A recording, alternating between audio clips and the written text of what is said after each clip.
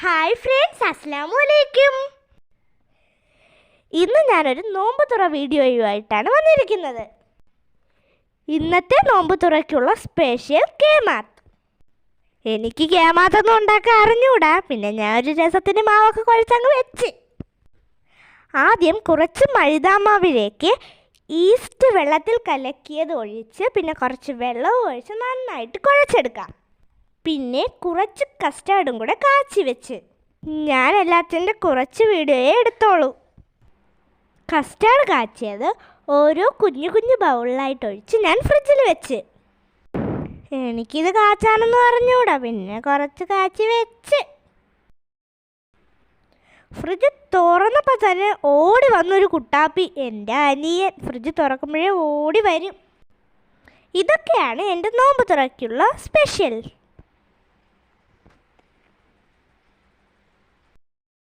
അങ്ങനെ കാത്തിരുന്ന് ബാങ്ക് വിളിച്ച് ഞാൻ ആദ്യം കുറച്ച് ഈത്തപ്പഴവും കഴിച്ച് നോമ്പ് മുറിച്ചു. പിന്നെ കുറച്ച് ടാങ്ക് വെള്ളം കൂടെ കുടിച്ചു കേട്ടോ. ഇതാണ് കേമാത്ത്. പഞ്ചസാര പനിയിൽ നല്ലതുപോലെ മുക്കിയെടുത്ത കേമാത്ത്. നല്ല രസമുണ്ടായിരുന്നു. പിന്നെ ഇതാണ്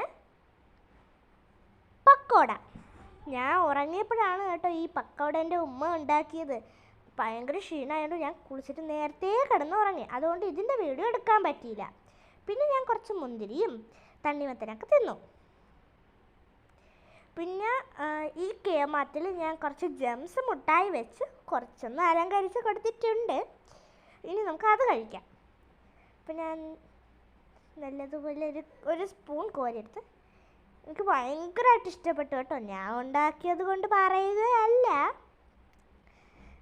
പിന്നെ ഇതാണ് നമ്മുടെ ബീഫ് കറി, ചിക്കൻ കറി, പിന്നെ ചിക്കൻ പൊരിച്ചത്, പൊറോട്ട.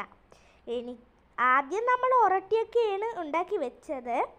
അപ്പം എനിക്കൊരു പൊറോട്ട കഴിക്കണമെന്നൊരാഗ്രഹം. അങ്ങനെ ഞാൻ പോയി പൊറോട്ടയൊക്കെ വാങ്ങിച്ച് കൊണ്ടുവന്നു. ഇനി ഈ